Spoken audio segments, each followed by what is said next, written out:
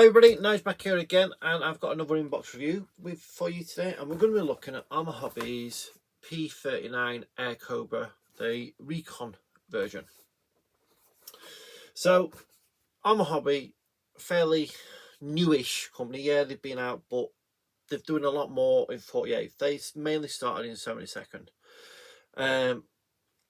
This one is, I'm not saying it's a new kit.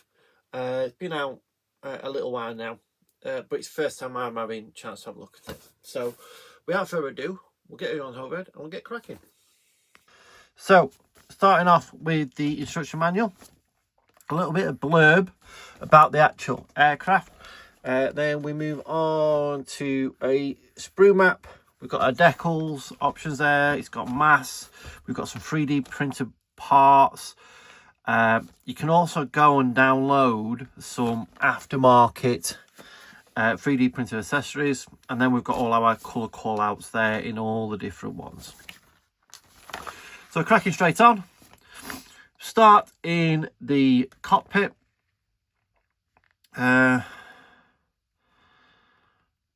So that looks like, let's have a look. So I'm assuming that that's part for the actual pedals. The pedals going there. So we've got 1, 2, 3.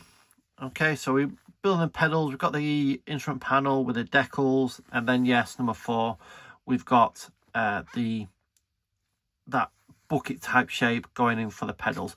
Very busy instructions first off. Okay, we're then moving into building the cockpit floor, putting the seat, some harnesses on there. I think they're decals, but we'll have a look at that in a minute. Before then, we start adding some what looks like the nose wheel. Within that section, you've then got the 3 ball bearings for your nose weight. Before we then join the fuselage together, and that's all. So with the help of the template, you could cut a oval hole in it, okay, for what looks like the camera. So remember, this is a reconnaissance version. We then have joining the wheels, the wings together, cutting bits out, or drill holes and what have you. Some's only for painting option 3, which we'll have a look in a minute. We then move on to the tail sections, moving into the fuselage area, putting some radios and the nose section on there before we join it all together with the wings. I honestly don't know what that section is, but whatever it is, you've got to bend. I am assuming it's part of the undercarriage. Hopefully it'll explain itself on the next. Yes, it's for the nose undercarriage. Okay, so we've then got adding the bay doors, radiator flaps, before adding that part for the nose wheel. Okay, it shows you exactly how to do it and how to add that part that you've bent.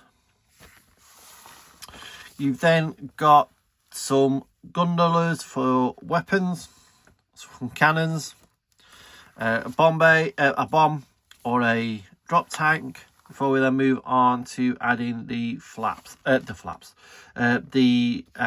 bay doors.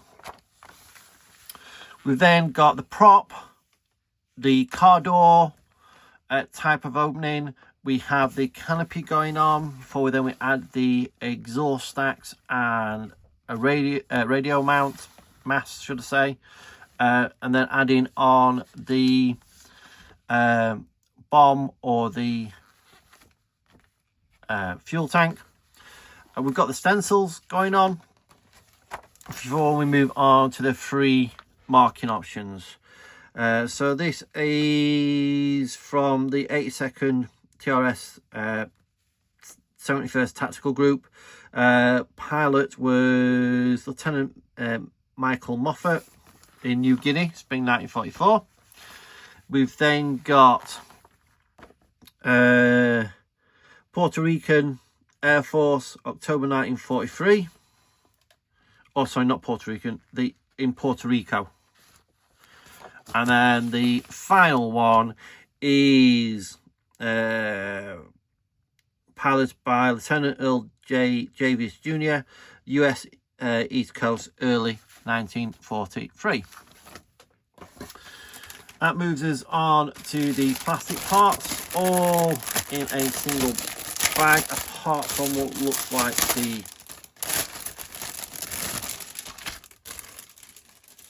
canopy. So we'll put the canopy over there, pull this over, and we'll have a look at these parts. So this part, we've got bay doors, we've got some of the exhaust stats, some of the wheels, bulkheads. Okay, really fine detail on it, especially for the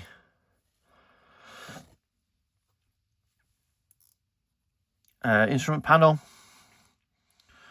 Some really fine detail on as part of the undercarriage, I would assume. These parts here, we have some cannons. The cannons and the exhaust aren't drilled out, so if you want that added realism, you'll have to do that yourself. Next, we have the main fuselage, and wherever part that is, well, I'll look at that in a minute. We've got the main fuselage. So we've got the two fuselage sides, the tails, the noses, 3 different types of noses, and then we've got the prop as well, and some parts of the undercarriage bay. Now, to my eye, it looks really nice. The panel lines are okay, with a little bit of root detail. The ribbing on the tail fin, yeah, again, nicely done. Nothing really to worry about on the inside. I'm just checking. No injection pin marks that I can see. The seat's got some nice detail. It's got the back plate down in there. And that leads us on to the upper and lower wings. Again, we've got some nice surface detail. We have a little bit of flash in the gun ports, both sides. And then we've got the upper wings here. A few bits of rivets along these panels just here. Again, nicely done. And 2 more props. We have our wheels, which are 2 parts, and our tanks.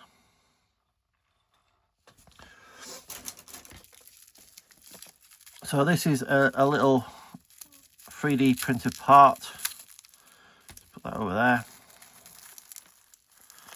Oh no, it's a 3D printed part.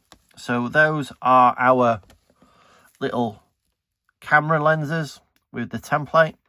Looks really nicely done. Can feel the layer lines, but shouldn't be a problem. Get rid of those. Let's put that back together. Put it over there.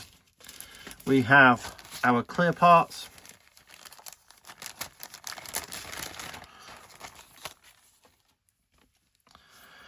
Really nicely done. I like companies that do this on the parts that are not meant to be painted. So you can see those bits there. It's sort of like it's not as clear as these parts, so that allows paint to adhere to it a lot easier. Nice and clear. Can't see them being an issue. Then move on to, we have some 3D printed parts. So we've got some bay doors. Okay, so what's it saying here? Remove air vent and use 3D resin part R1 and R2. Turn it 180 degrees for proper direction. So that's that bit there, I would assume.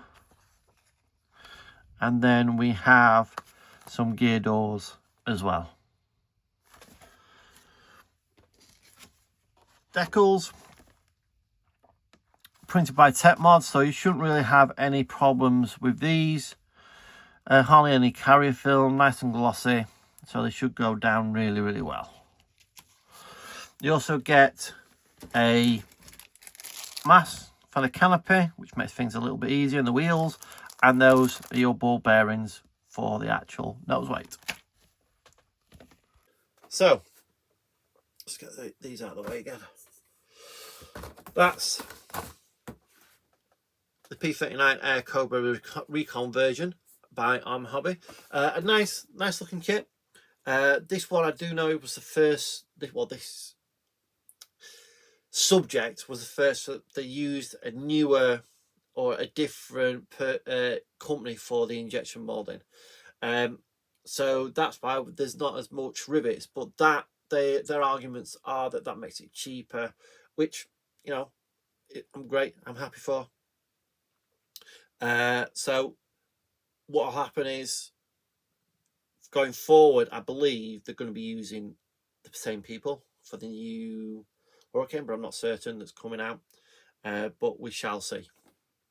Anyway, that's the P-39 Airacobra Recon. I hope you enjoyed it, and I'll see you on the next one. Bye for now.